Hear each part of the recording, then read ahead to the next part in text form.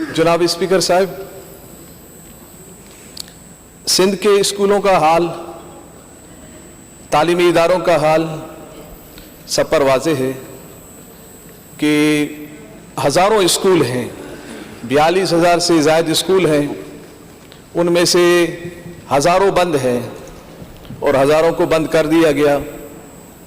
उनको दोबारा बहाल करने के लिए कोई इक़दाम नज़र नहीं आ रहे, बल्कि म्यूज़िक टीचर को, यानी जिसको हम गवैया कहें, गवैयों को भर्ती किया जा रहा है।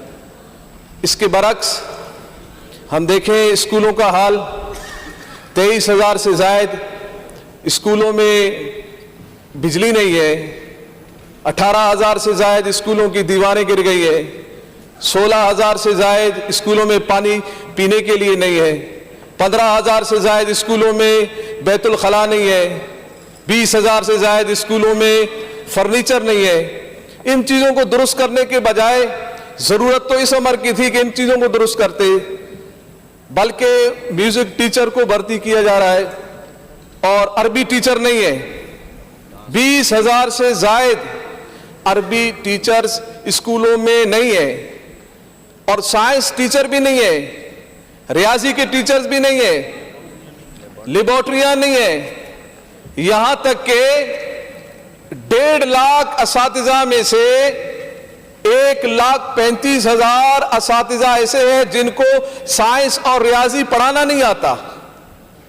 जरूरत इस अमर की थी कि हम साइंस के टीचर, रियाजी के टीचर, अरबी के हम असातिज़ा मुकर्रर करते, और जरूरत इस बात की थी कि हम एक साइंस म्यूजियम कायम करते सिंध के अंदर, जो कि नहीं हमारे पास नहीं है यहां पर हमारे पास।